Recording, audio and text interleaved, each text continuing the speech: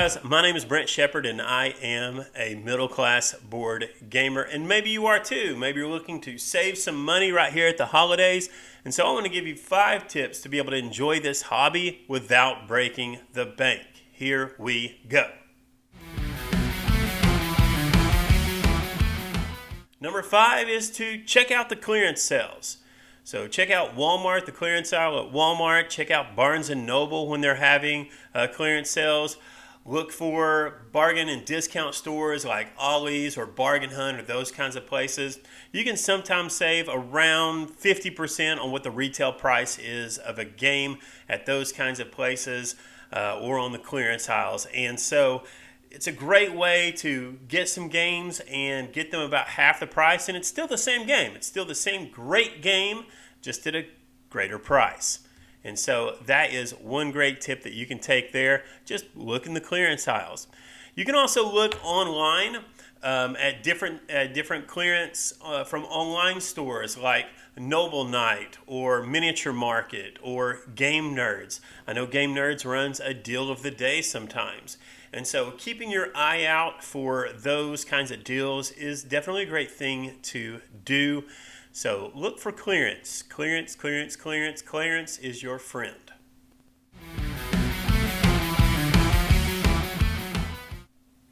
The next tip is to buy secondhand. You know, a lot of games, look at all these games back here. I haven't played them all right? I've played some of them one time. Sometimes board gamers will get a game, they'll play it one time, maybe decide they don't like it, and they'll get rid of it. And then you can buy that same game that's maybe been played one time. You don't have to go through the hassle of punching it out. That's already done for you. Everything's still in fantastic condition, and you can get it for less than half of what they paid for it brand new. That's the way I've gotten a lot of these back here, is by buying them secondhand.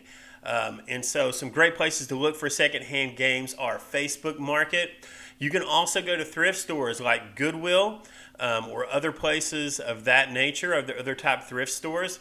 And then if you go to a convention, you will find flea markets there usually.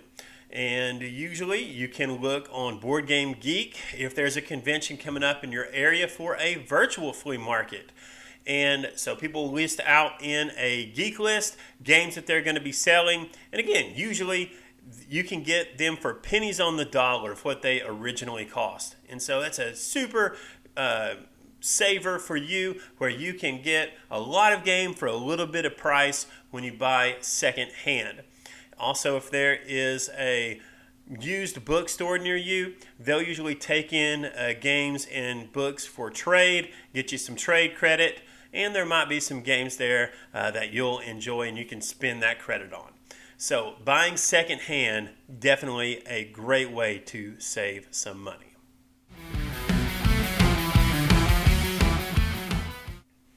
All right, next, check out the libraries. Go to the library. Yes, they're starting to have more than books there. Well, they've had more than books there for a while. Has anybody ever gotten a movie from the library? That's a thing you can do. That's a thing you can do, is get movies from the library. But now they're also carrying board games. You might be able to walk into your local library. You probably haven't been in a while. Maybe you have. I don't know how much you read. But you could probably walk in your library right now. They might have some board games there. If they don't, just talk to the librarian and say, hey, can you guys start carrying some board games? I think it'd be really great for families to be able to come in here and check out some board games. So sometimes they'll have them where you can check out. Sometimes you kind of have to sit there and play at the library, but that's fine, right? It's usually climate-controlled area. It usually feels pretty good in the libraries.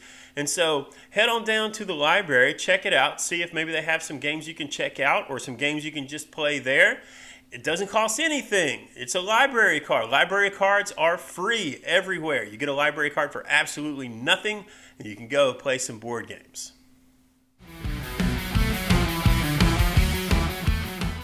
All right, the next one is finding a board game group. And so if you are on Facebook, if you look in Facebook groups, you can probably find a board game group in your area. The app Meetup is also a great place to look. And also your friendly local game store if you have one of those. Just walk in and ask them, hey, is there a board game group that meets here? What night does it meet on, or what day does it meet on? Does it meet on the weekends? And just start showing up. I know sometimes it's kind of nerve-wracking to show up that first time to a group if you're a new person, but go ahead and brave that. Head on in there. Make some friends. I guarantee you that there is at least one person, if not more, that really enjoys purchasing new games. They want the hottest. And so if they're buying the hottest, that means they're going to want to play the newest and hottest, which means you're getting an opportunity to play the newest and hottest for absolutely nothing because somebody else is making that purchase. And so they're happy because they're getting to play the new game that they've just purchased. You're happy because you're also getting to play the new game and you didn't have to buy it. So everybody's happy in this situation. It is a fantastic situation for everybody. And again, you're enjoying the hobby and not having to spend a lot of money to do so.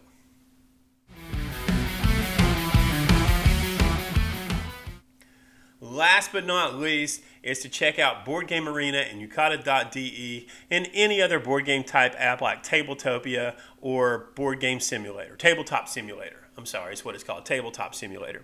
I don't really use that one or Tabletopia because I kind of like how Board Game Arena does the thing where it kind of keeps up with points for you and keeps up with all the different administrative type things for you. You don't really have to do that on your own. So Board Game Arena is fantastic. It's completely free. There are premium options that you can opt into, but you do not have to do that in order to play the games on Board Game Arena. Now this is a little bit of a cheat because you're not really playing games on the table, which is why most of us are in the hobby. That's the biggest part, is we want to get away from the screens and play games on the table with people around the table that we enjoy spending time with. But it's a great way to check out games if you're not sure if you're going to enjoy it. Like, let's say you've been looking at Space Base and you're thinking, well, I want to buy Space Base, but I don't know if I'm really going to like it that much. Load it up on Board Game Arena, play a few rounds. You'll know pretty soon if you like Space Base or not. Feast for Odin, man, Feast for Odin seems neat, but is that something? That's a big game. It's a lot to purchase if you don't really know if you're going to like it. Caverna is another one. Gaia Project is another one. These big games that you can go and try there for absolutely nothing. You'll kind of get your hand held a little bit through the game, and there's always opponents there to play. And so you can really try these things before you buy them, especially the more expensive ones that you definitely want to try before you buy, because you want to know that you're making an investment in something that you're going to enjoy. And so definitely check that out. Again, that's not to replace your regular gaming because it's just not the same playing digitally as playing on the table. But it's a great way to save some money and check out some new games without having to purchase them or without having to rely on somebody else to purchase them as well. All right? So those are my 5 tips for saving some money and really enjoying this hobby and getting a lot out of it. Be sure and like this video. Subscribe to this channel if you like what you heard. Hit that bell for notifications. Share this around to friends and put in the comments below, what are some money-saving tips that you have for others in order to be able to enjoy this hobby? How have you saved money through the years, but yet really had fun in this hobby and enjoyed it without breaking the bank? All right? Until next time, my name is Brent. I am a middle-class board gamer. See you next time.